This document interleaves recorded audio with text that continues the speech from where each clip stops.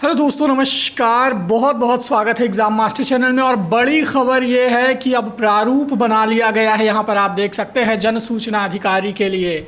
यहाँ पर आप देख सकते हैं कि इस जन सूचना के माध्यम से अब खुलासा होगा पीएनपी के द्वारा की गई धांधली, या फिर इस भर्ती में सेंटर पर धांधली हुई है, या फिर ये विद्यार्थी कैसे नंबर पाए। इस प्रारूप को पूरा देखिए, आपको लास्ट तक में अच्छे से समझ में आएगा कि अब क्या क्या चीज़ें होने वाली है। देख लिए यहाँ पर जन सूचना अधिकार अधिनियम 2005 की धारा 3 की उपधारा 1 के अंतर्गत 69,000 सहायक अध्यापकों के लिए आयोजित सुपर टेट परीक्षा में हुई धांधली और अभ्यर्थियों से लाखों रुपए लेकर दलालों के माध्यम से पीएनपी बोर्ड द्वारा पेपर आउट करवाकर परीक्षा में दिए गए आश्चर्यजनक नंबर के बारे में जानकारी के लिए ये सूचना मांगी गई है। सबसे पहले इनके बिंदुओं को आप ध्यान से देखिए, आपकी आंखें खुल जाएंगी कि इस पर कितना मेहनत की गई है और इनको पूरा क्रेडिट जाता है कि भाई इस घोटाले को सामने उठाने के लिए, सामने लाने के लिए ये एक बहुत बड़ा कदम है।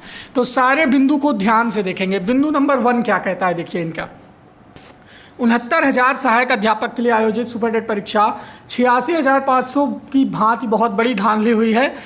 अभ्यर्थियों द्वारा 150 में 149, 48, 47, 46, 45, 44, 143, 42 नंबर लाना बहुत चौंकाने वाला है।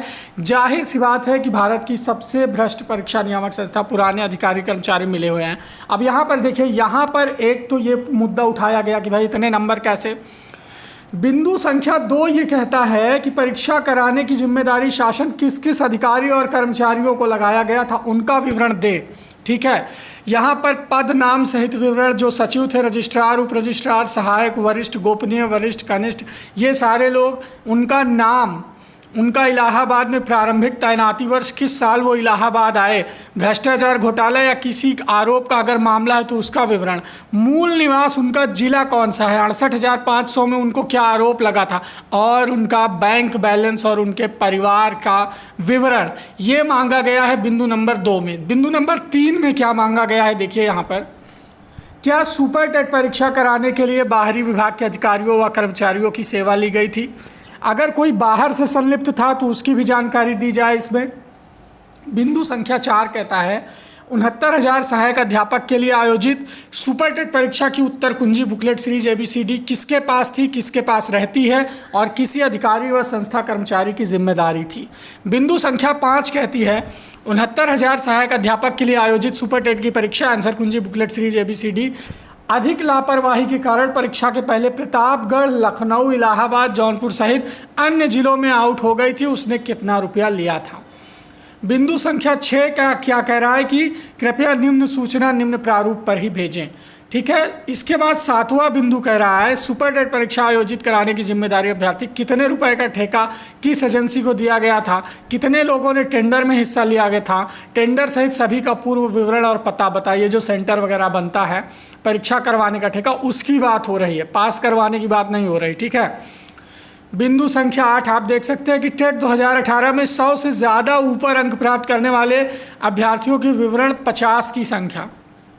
ठीक है, सुपर टेट 2019 में सबसे ज़्यादा अंक लाने वाले विवरण 50 की संख्या, अभ्यर्थियों का नाम, पता, टोटल अभ्यर्थी संख्या, उनकी जाति, परीक्षा केंद्र उनका कौन सा था, जिला आवेदित कौन सा था, पीएनपी बोर्ड से आंसर की व पेपर आउट सेटिंग का विवरण, ये सारी चीज़ें मांगी गई हैं। इसके बाद आप देख सकते हैं सुपर टेट परीक्षा आयोजित करवाने, पेपर जांच करने के लिए किस कंपनी संस्था को दिया गया था, यानी पेपर किस कंपनी संस्था ने जांचा था रिजल्ट के लिए। ठेका देने के लिए अखबार में विज्ञापन भी दिया गया था, चुपके से सेटिंग करते हुए ठेका दिया गया था। ठीक है, इन सारी चीज़ों का विवरण कि ठेका अखबार में विज्ञापन निकाल के हुआ है या फिर अंदर ही अंदर इस चीज़ का आयोजन का ठेका दे दिया है। 10वां कह रहा है कि परीक्षा नियामक प्राधिकारी जो है ये चीज़ें अपना दे। 11वां बिंदु कह रहा है कि कितने साल्वर गैंग के लोग पकड़े गए हैं, इनकी पीएनपी से क्या संबंध रहे हैं, कितने अधिकारी और कर्मचारी इसमें संलिप्त रहे, इसका विवरण मांगा गया है।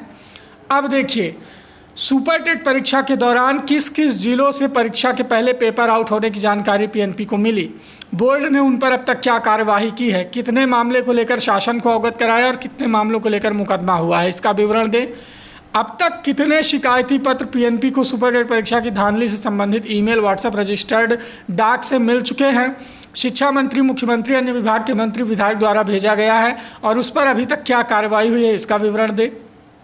तो यहाँ पर अगर देखा जाए भाई साहब तो बहुत सारे बिंदुओं के माध्यम से आप देख सकते हैं कि इसकी जो कॉपी है वो यहाँ पर इन सब लोगों के द्वारा, यहाँ पर देख सकते हैं निजी सचिव मुख्यमंत्री से लेकर के सरवेंद्र विक्रम बहादुर सिंह निदेशक एनसीईआरटी लखनऊ तक भेजा गया, और ये अनिल कुमार सिंह भवदीय हैं, विवेक नगर जिला सुल्तानपुर से इन्होंने ये किया है।